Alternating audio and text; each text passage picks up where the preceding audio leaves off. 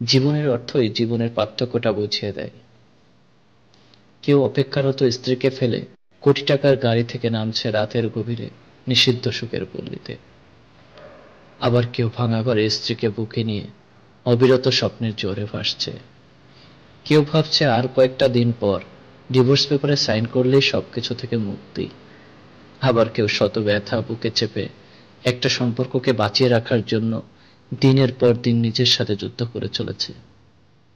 কেউ সন্তান ডাস্টবিনে ফেলে দিয়ে দায়মুক্ত হতে চাইছে, আবার কেউ একটা সন্তানের জন্য সারাটা জীবন ধরে হাহাকার করে চলেছে।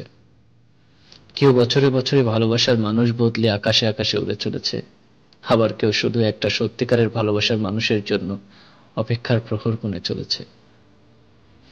কেউ লাখ টাকার শাড়ি হাতে পেয়েও যেন মুখে একটুও খুশি নয়, আবার কেউ একটা মোটা তাঁতের শাড়ি পেয়ে খুশিতে আত্মহারা হয়ে পড়েছে।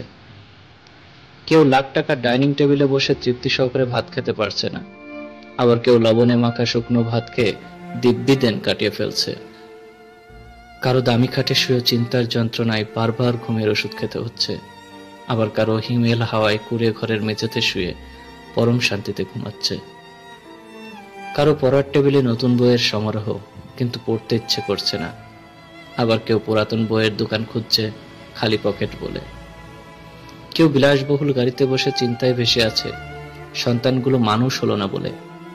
কেউ পায়ে হেঁটে এক বুক হাসি নিয়ে মনে মনে ভাবছে পড়াশোনা শেষ করে আমাদের সন্তান অনেক বড় চাকরি পেয়েছে, এবার আমাদের সংসারের সব অভাব ঘুচিয়ে যাবে। ছোট্ট এই দুনিয়ার অসীম তারাদের মতো অসীম রঙের মানুষ, যেন রঙিন রঙিন দোলনায় রঙিন রঙিন স্বপ্নের ঘুড়ি হয়ে অচেনা অচেনায় উড়ে চলা। আমি, আপনি, আমরা সবাই ওই যাত্রী। ধন্যবাদ সবাইকে।